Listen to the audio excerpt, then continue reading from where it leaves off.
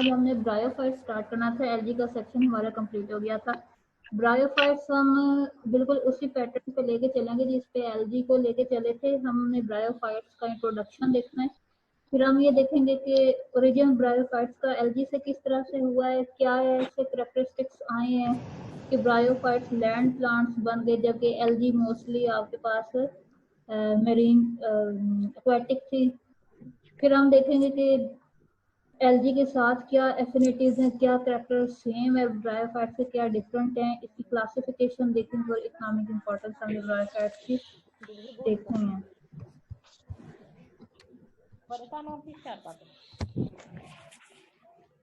तो ब्रायोफाइट्स के general characters देखें तो इनकी एग्जिस्टेंस ज्यादातर मॉइस्ट और शेडी लोकेलिटीज पे होती है। इनको एम्फीबियंस ऑफ प्लांट किंगडम कहा जाता है क्योंकि इनकी फर्टिलाइजेशन के लिए, रिप्रोडक्शन के लिए वाटर का होना जरूरी है। दो लाइफ फेजेस हैं ब्रायोफाइट्स में, स्पोरोफाइट और gametophyte. Gametophyte dominant life phase है। ये एक बिल्कुल स्मॉल फ्यू मिलीमीटर्स का प्लांट होता है गैमेटोफाइट। और स्पोरोफाइट जो है वो डोमिनेंट, वो डिपेंडेंट है गैमेटोफाइट के ऊपर, और स्पोरोफाइट को डिफरेंशिएट किया जाता है फुट, सीटा और कैप्सूल में। लिवरवर्ट्स और हॉर्नवर्ट्स जो डिविजन्स हैं ब्रायोफाइट्स की, उनका स्ट्रक्चर थैलस है, और on the other hand Moses जो हैं वो पोलियोल स्ट्रक्चर के साथ पाए जाते हैं। इनके पास ट्रू वेस्कुलर सिस्टम नहीं होता जिसकी वजह से वाटर और न्यूट्रिएंट्स की ट्रांसपोर्ट नहीं हो सकती। यही रीजन है कि इनका स्मॉल साइज मिलता है मिलीमीटर्स में, क्योंकि इनके पास ट्रांसपोर्टेशन के लिए सिस्टम डेवलप नहीं हुआ हुआ। नेक्स्ट करेक्टर है इनका कि इनके पास लीफ लाइक स्केल्स डेवलप हो चुके हैं जिनमें क्लोरोप्लास्ट हैं। और फाइनल इनका करेक्टर, इनके पास रॉयजॉइड्स हैं जो कि रूट लाइक स्ट्रक्चर है जो एंकरिंग में हेल्प करता है प्लांट के, और साथ ही साथ अपटेक ऑफ द वाटर में भी। ये जनरल कैरेक्टर्स ब्रायोफाइट्स के। अब हम देखते हैं कि ऐसे कौन से कैरेक्टरिस्टिक्स ब्रायोफाइट्स में आ गए जो कि एलजी में नहीं थे, और इन कैरेक्टरिस्टिक्स ने ब्रायोफाइट्स को हेल्प आउट किया कि ये लैंड पे शिफ्ट हो जाएं इंस्टेड ऑफ एक्वेटिक एनवायरनमेंट। सबसे पहला जो कैरेक्टर है वो ये कि रॉयजॉइड्स का ओरिजिन। रॉयजॉइड्स जब ब्रायोफाइट्स में आ गए तो इसका मतलब है कि वाटर एब्जॉर्प्शन इजी हो गई। दूसरा कैरेक्टर ब्रायोफाइट्स का जो लैंड पे आने का इनका एडेप्टेशन है, इनके पास वाटर प्रूफ वैक्सी कोटिंग है जिसकी वजह से वाटर लॉस को कंट्रोल किया जाता है। जी थर्ड जी character ma'am. Stomata like structures हैं जो कि गैसियस एक्सचेंज में हेल्प करते हैं। और लास्ट कैरेक्टर जो कि लैंड एडेप्टेशन के लिए इंपॉर्टेंट समझा जाता है वो ये कि जाइगोट आर्चिगोनियम के अंदर ही रहता है आफ्टर फर्टिलाइजेशन। ये सारे जो डायग्राम है ये एक जनरल स्पोरोफाइट की और गैमेटोफाइट की फ्यूनेरिया की डायग्राम है। मोस है जो ये देखेंगे जो स्ट्रक्चर है रॉयजॉइड्स जो कि एंकरिंग और वाटर एब्जॉर्प्शन में हेल्प करेंगे। ये मेन एक्सिस है इसका, इसके ऊपर ये लीव्स लाइक स्केल्स हैं, लीव्स हैं। ये यहाँ से यहाँ तक ये स्ट्रक्चर आपके पास गैमेटोफाइट है। इसको आप dominant phase of the life cycle of bryophytes कहते हैं। ये इंडिपेंडेंट है क्योंकि लीफ लाइक स्ट्रक्चर्स हैं तो अपनी फूड खुद प्रिपेयर कर सकता है।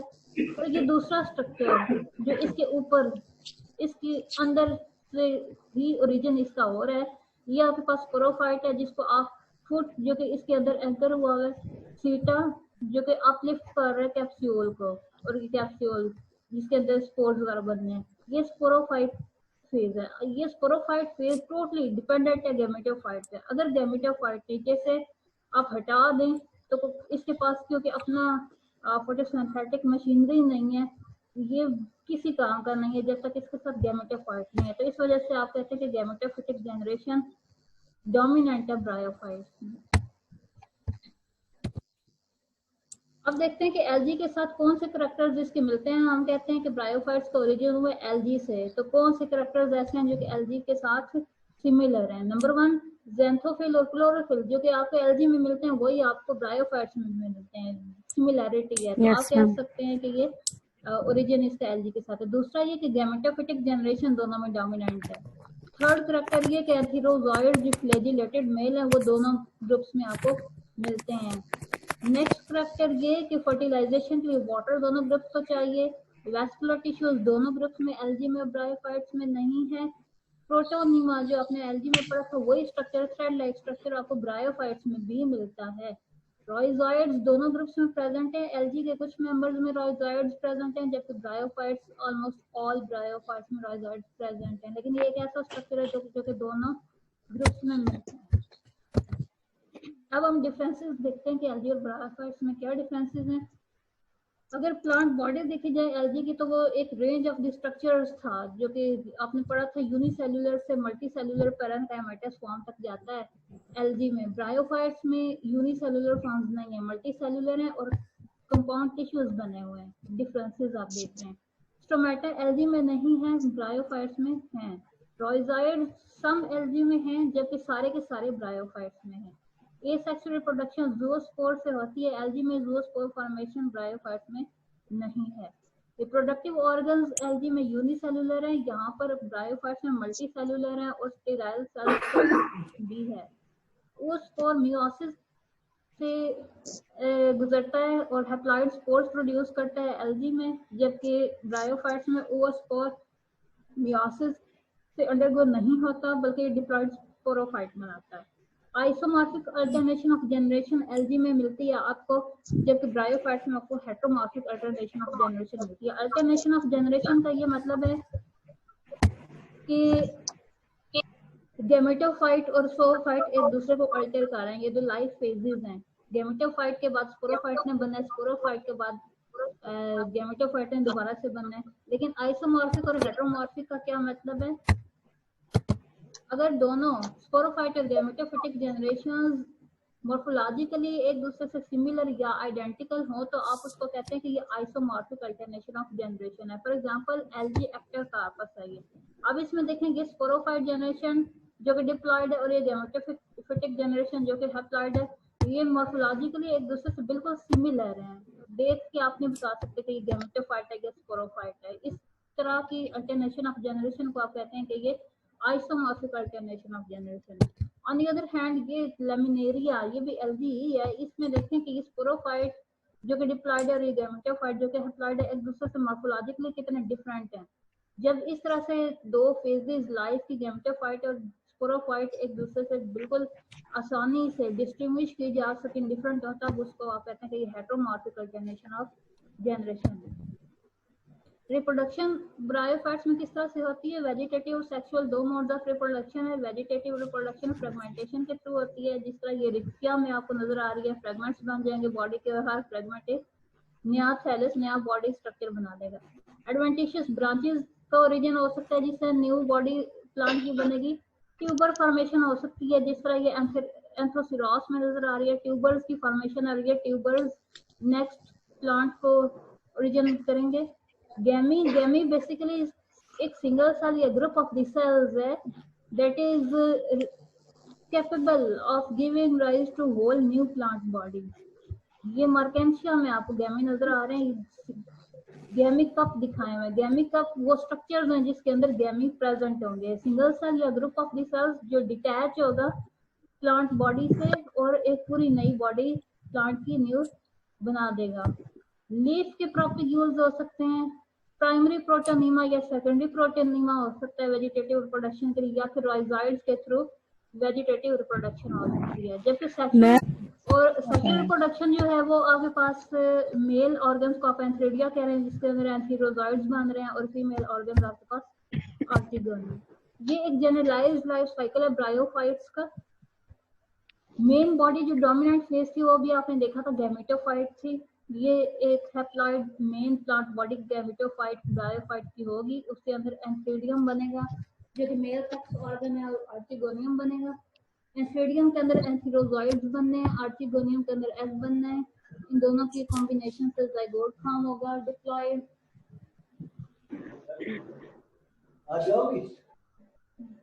एक मिनट होल्ड करें आप, आज नहीं जाना। कल भी नहीं, वो मैडम दाखिला का काम जब हो जाए ना तब जाना है। अच्छा अभी मैं क्लास ले रही थी, अच्छा उनकी वजह से रुकी। नहीं आपने कहा ना था आज हम चले जाएं। जाना था, फिर वो कहती है कि मुझे अभी और काम है, मैं उनकी वजह से रुकी। चलो ठीक। अच्छा, ये जाइगोट टू एंड फॉर्म हो गया आपका। उसके बाद जाइगोट की जर्मिनेशन से स्पोरोफाइट डिप्लॉयड फॉर्म हो रहा है।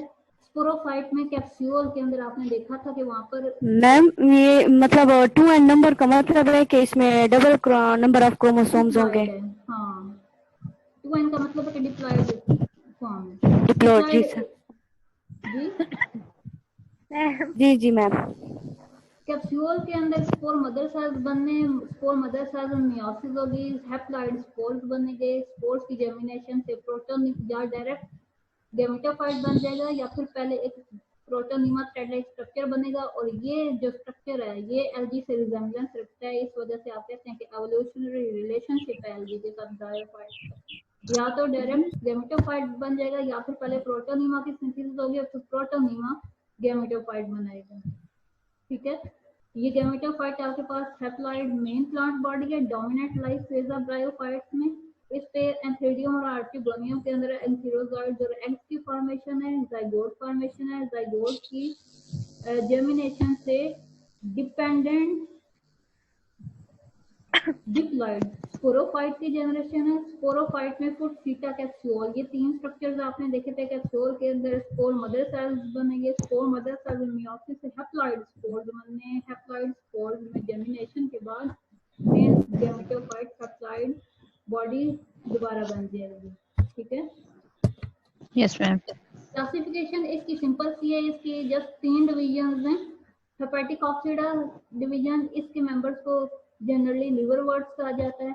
ब्रायोप्सिडा इनको मोसिस कहा जाता है, और एंथ्रोसोरॉप्सिडा जिसको फॉर्न वर्ड्स कहा जाता है। ये आपका ओके मैम। इकोनॉमिक इंपॉर्टेंस देखें तो मोस फैग्नम, इसको ड्राइड मोस को आप सब्स्टिट्यूट ऑफ कॉटन कंसिडर करते हैं। ड्राइड स्पैग्नम एंटीसेप्टिक प्रॉपर्टीज की वजह से ड्रेसिंग ऑफ द वुंड्स के लिए इस्तेमाल होता है सर्जरी में। मोसिस को यूज करते हैं। मोसिस को पैकिंग मटेरियल के तौर पे यूज किया जा सकता है, इसको फ्यूल के तौर पे भी यूज किया जा सकता है। इसके अलावा ये बहुत अच्छे ब्रायोफाइट सॉइल बिल्डर्स हैं। सॉइल बिल्ड, जब आप सक्सेशन देखते हैं किसी बैरन लैंड पे प्लांट्स का ओरिजिन होता है तो प्राइमरी स्टेजेस में मोसिस का इंपॉर्टेंट रोल है वहाँ पे। इसके अलावा the most important economic importance, जो इकोलॉजिकल इम्पोर्टेंस है, वो ये कि पोल्यूशन इंडिकेटर्स हैं बायोलॉजिकल, क्योंकि ये बहुत स्ट्रक्चरल सिंपल है। टोटी पोटेंसी का मतलब है कि एक सेल के अंदर ये पोटेंसी होती है कि वो पूरा प्लांट बना दे। जिस तरह अभी गैमी आपने देखा है, गैमी वेजिटेटिव प्रोडक्शन के लिए एक सेल था या ग्रुप ऑफ दिस सेल्स था जिसने मेन प्लांट बॉडी से डिटैच होके एक पूरी नई प्लांट बॉडी बनानी थी। तो totipotency of this cell, ability of this cell to give rise to whole plant body. Rapid rate of manipulation और हाई मेटल एक्यूमुलेशन की वजह से अगर आपको किसी भी जगह पे डिक्लाइन या एब्सेंस ब्रायोफाइट्स की नजर आए तो पोल्यूशन की वजह से, जहाँ पर पोल्यूशन का रेट ज्यादा होगा वहाँ ब्रायोफाइट्स आपको उतनी कम मिलेगी क्योंकि सेंसिटिव होते हैं बहुत ज्यादा पोल्यूशन के। ये इसकी इकोनॉमिक इम्पोर्टेंस थी।